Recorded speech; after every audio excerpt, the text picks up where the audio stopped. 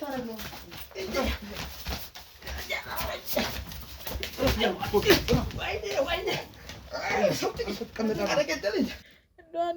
እንደዋሉ ለቀቀኝ ማለት ተደፍሬያለሁ ነው እያልሽኝ ያለሽው? አዎ። በዚህ ሰው ሌላ ችግር አለ እንዴ? በጭራሽ ችግር የለም። ምን ችግር አለ? እሺ የመጣህበትን ጨርሰህ ውጣ።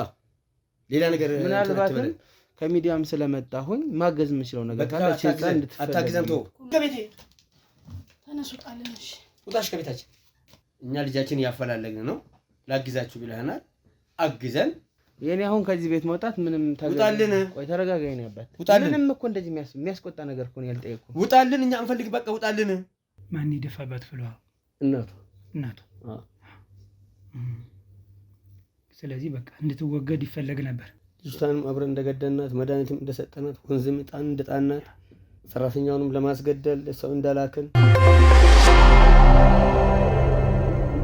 ሰላም የተወዳችሁና የተከበራችሁ ውድ የእውነታ ሚዲያ ቤተሰቦች እንዴት ናችሁ? እኔ ልዑል ነኝ። እንግዲህ ዛሬም በአንድ አዲስ ነገር አንድ ሰፈር ውስጥ እገኛለሁ ማለት ነው። የደረሰኝ ጥቆማ አለ። ጥቆማውን ያደረሰችኝ እንግዲህ አጠገብ የምትባት እህታችን ናት። በዋነኝነት ያው እናንተ ማወቅ አለባችሁ እህታችን በግፍ የተገደለች ህፃን አለች። በግድ በቃ ሳትፈልገው ህይወቷን የተነጠቀች ህፃን እንዳለች ነው የነገረችኝ ማለት ነው። እንዴት ነው ይሄ ድርጊት የሆነው?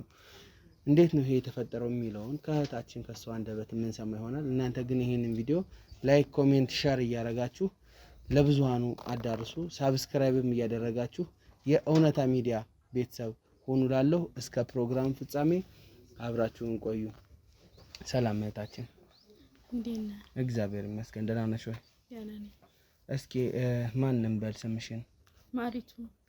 እሺ እህት ማሪቱ፣ ያው የገጠመሽን ነገር በእርግጥ በስልክ ነግረሽኛል፣ ግን እንዴት ነው ይሄ ሆኖ? እስኪ ለአድማጭ ተመልካች። ከወጣው እንኳን ትንሽ ቆይቻለሁኝ ከሰዎቹ ቤት። የቤት ሰራተኛ ነኝ እና ልጅቷ ላይ ልጅ አላቸው። እሱ እንጀራ አባት ነው፣ እሷ ደግሞ እናቷ ናት፣ ወላጅ ናት። አዎ። እና አባትየው እያለም አብሬ ኖር ነበር። ጥሩ ሰው ነው ማቹ፣ እሱን ይማርና ጥሩ ሰው ነው። እሱ ከሞተ በኋላ እሷ ሌላ ባላገባችና ከሱ ጋር ሁና ልጅቷን በጣም ትበድላታለች። ሰውየው እያለ እኔም እንደ ልጅ ነበርኩኝ። አሁን ግን ሰውየው ከሞተ በኋላ ልጅቷንም ታሰቃያለች፣ የኔ ደግሞ ይብሳል። ያው እያንገላቱ ልጅቷን ደፋት ጻናት። እኔ እንኳን ሜጃም ነበረኝ፣ ወጣ ሜጃ የሌላትን ገደሏት። ማለት እቺ ህፃን የት ሄደች ነው የሚሉት? የት ጠፍታ ነው? ሰው መቼም የጎረቤት ይጠይቃል፣ ብዙ ሰው ይጠይቃል። እና እኔም ቢሆን ማቃት ከሆነ ያችን ልጅ የት ሄደች ብዬ መጠየቄ አይቀርም መቼም። አዎ የት ሄደች እያሉ ለሰው ምላሽ ይሰጣሉ። ጠፍታለች፣ ከትምህርት ቤት ስትመለስ ጠፍታለች ይላሉ። በመንገዱም በዚህ በስልኩም ውስጥ አድርገው ይፈልጓታል። ማለት በስልኩ ውስጥ ይፈልጓታል? ምንድነው የምትሉት? በኢንተርኔት? ምን ብለው ነው የሚፈልጓት? ጠፍታለች ህፃን አፋልጉና አዎ እያሉ ህፃን ማራኪ ጠፍታለች ይላሉ።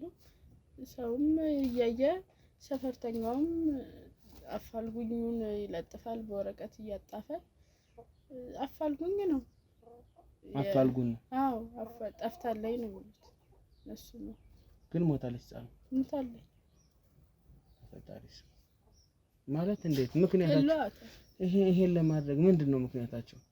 መቼስ አንቺ አሁን ያሳደግሻት ልጅ ነው የምትሆነው። መቼስ የነሱ የቤት ውስጥ አጋዥ ከሆንሽ ማለት ነው። ልጄ ናት እንጂ አባቷም አባቴ ነበር።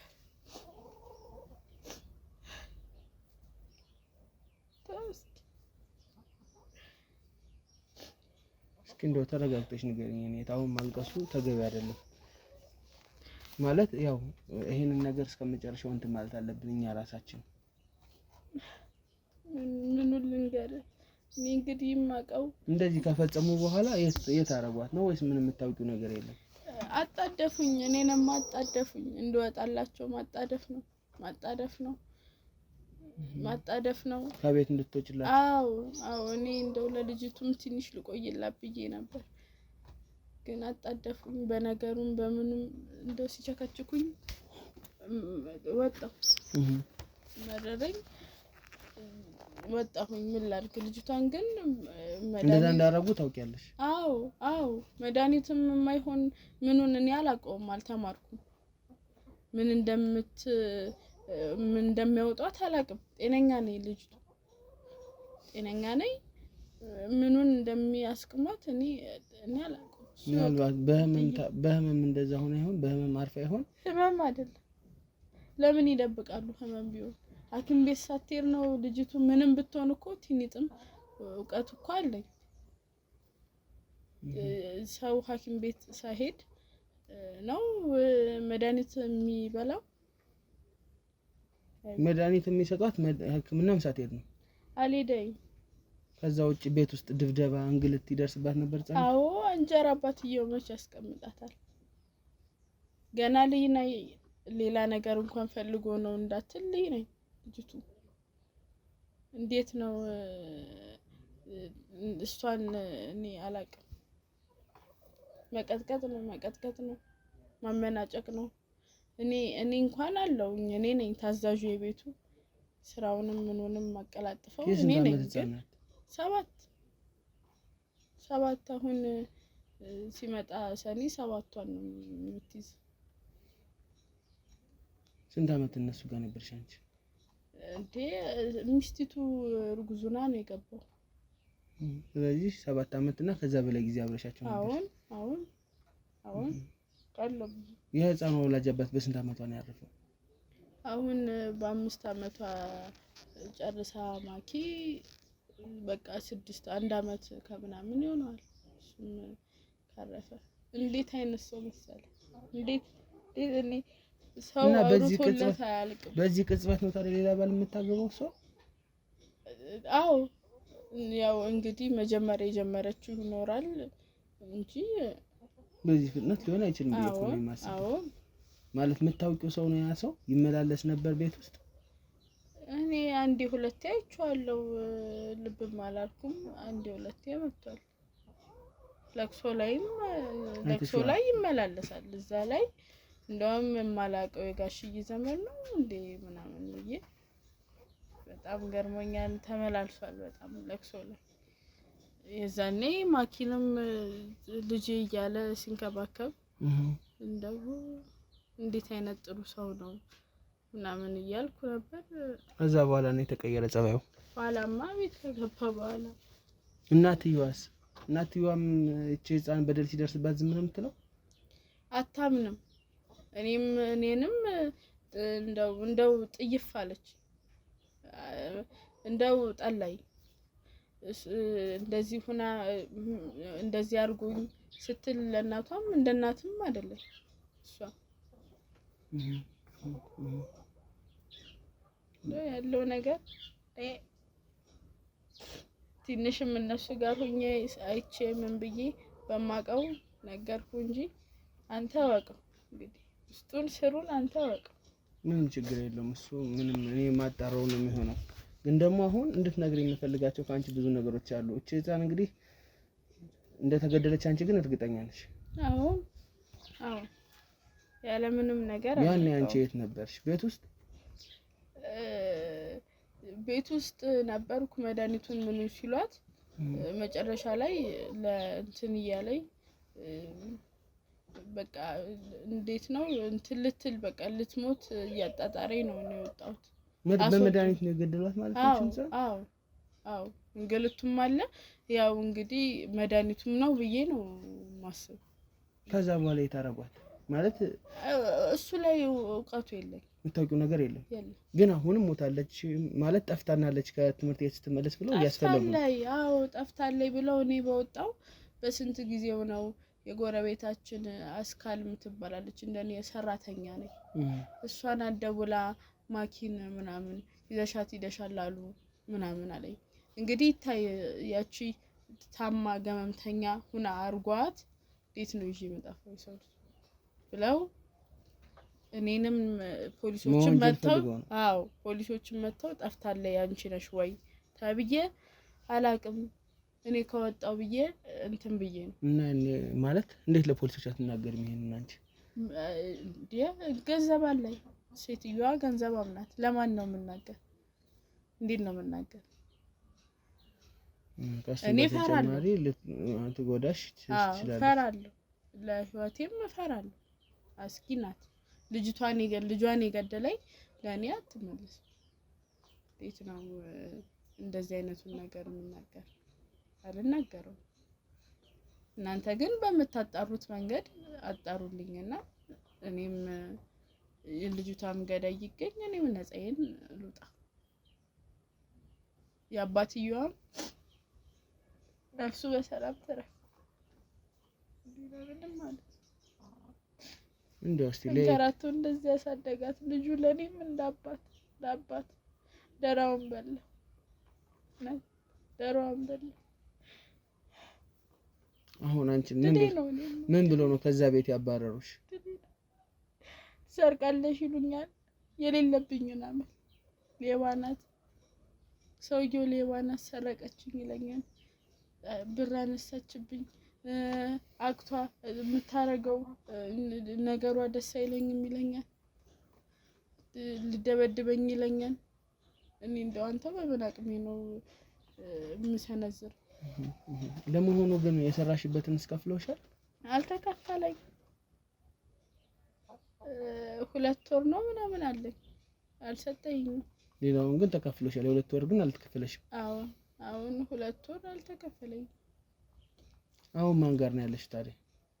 እዚህ ዋለኝ ክፍለ ሀገር ስመጣ ማርፍባት ረፍት ሶነ የምሄድባት አክስት አለኝ። አክስትሽ? ታዲያ አሁን እኛ እንደዚህ አይነት ስራ እንደምንሰራ ማን ነግሮሽ ነው? እዛው ታውቃለህ አክስቴ እንዳልኩ ብዙ አመት የኖርኩበት ስለሆነ ታውቃለህና ሳጫውታት እንደዚህ ምናምን አለ እስቲ እነሱና ብላ በሷ ስልክ ነው የደወልኩ። ላንተም እሷ ናት አክስትሽ ንገረው አለችሽ? አዎ አሁን እነሱ በዚህ እንትን ይላሉ ስትለኝ መጣሁ ወደ አንተ። እሷ ባትለኝ ኑሮ እውነቱም ተደፍኖ ሊቀር ይችላል። ማለት ህፃኒቱ ላይስ ከዚህ የተለየ አሁን በርግጥ አርፋለች ነፍሷን ይማረውና እንደሆነት ከሆነ በርግጥ ምናጣራው ሆኖ ግን የተለየ በደልስ ምን ይደርስባት ነበር? ህፃኒቱ ቤት ውስጥ መቼስ በእንጀራ አባት ከባድ ነው። ይመቷታል። እንደውም አንዴ እንትን በእሳትም በሙቅ ውሃ አድርገው አቃጥሏት ነበረ። ፊቷን እንደው ግብግብ ብላ እኔ ልጅ ደፍቶባት አዎ አላወኩም አላለም ብላ አልቅሳ ግን ቤትም አልሄደች። እንደው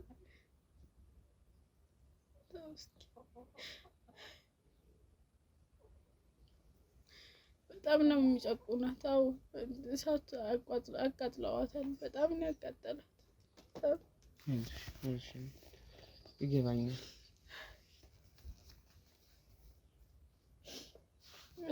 እንደው ማለት ህፃን ላይ እንደዚህ አይነት ድርጊት የፈጸመ ሰው አንቺ ላይ መቼስ አንስቶ ለመማታት ኦር ሌላ ነገር ለማድረግ ምንም ርህራሄም አይኖረውም እንደዚህ አይነት ሰውና አንቺንስ እንደው ከመደባደብ ወይ ከሌላ ነገር አፈር ነው እንጂ ተፋፍሮኝ ነው እንጂ እንደው እኔም አንድ ቀን ተክፍሉ ሻይ መጠጣው አምጪ ብሎኝ ወሰድኩኝ ከቤቱ። ከዛን በኋላ እንትን ብሎ ነስቲ ብሎ እንደው አቅምም የለኝ ታገልኩኝ፣ አልቻልኩም። እንደው አንደባሉ ለቀቀኝ። ማለት ተደፍሬያለሁ ነው እያልሽኝ ያለሽው? አዎ በዚህ ሰው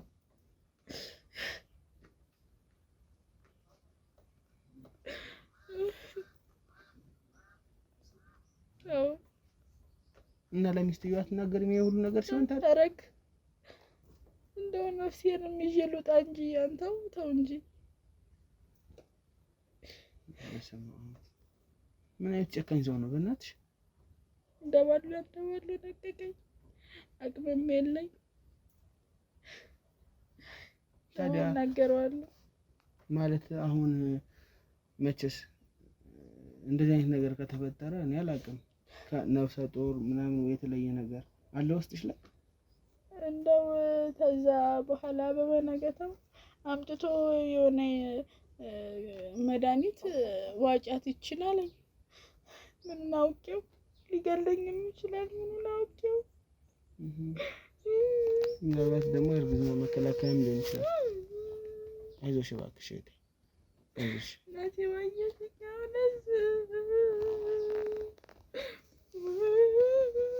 አይዞሽ እባክሽ።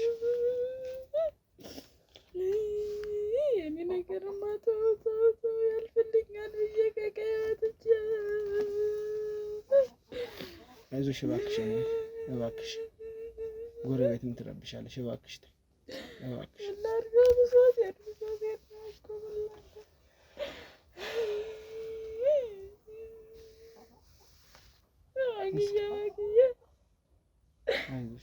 ህፃኗ ማራኪ ነው የምትባለው ብለሽኛል። የእናት ስም ማን ነበር ያልሽኝ? አይዞሽ ተረጋጊ። ተረጋጊ። ፀሐይ ምን ፀሐይ ናት እሷ?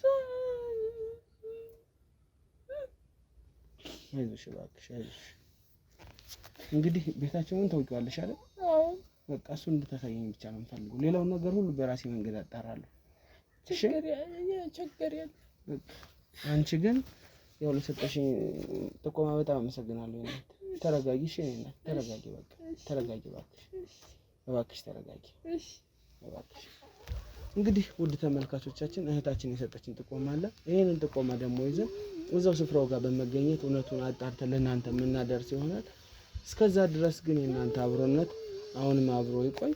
እባክሽ ተረጋጊ ነው ተረጋጊ። በቃ ተረጋጊ ነው። ተመልካቾች እንግዲህ ያው ስፍራው ደርሻለሁ ማለት ነው። የተሰጠኝ ጥቆማ ቤታቸው የተነገረኝ እዚህ የመጀመሪያው ቤት ነው።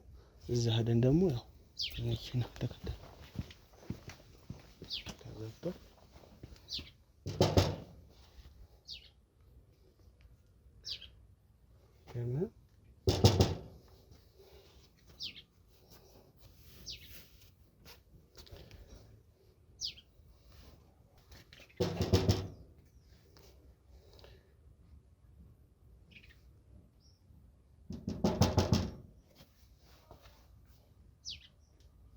ቤቶች ሰላም፣ እንዴት አደርክ? እኔ ልዑል እባላለሁ። እዚህ ከወረዳ መዘጋጃ ነው የመጣሁት። በጠዋት ነው የመጣሁት። ይቅርታ ተንቀልፍ ቀሰቀስኩ መሰለኝ። ችግር የለም እንጂ ያው ዞር ዞር እያልን ሰፈር ውስጥ ሽልማት የሚገባቸውን ሰዎች ሽልማት እንሸልማለን እና አሁን አጋጣሚ ታችኛው ቤት ነበር፣ ታችኛው ሰፈር እና አጋጣሚ ቤት ሲመጣ እናንተ ቤት አገኘሁ ማለት ነው። ስለዚህ ያንን ሽልማት እንደው ብሸልማችሁ ስላኖራችሁ ብቻ ነው የምናወራው። እኛ ሽልማት አያስፈልገንም። የምን ሽልማት ነው?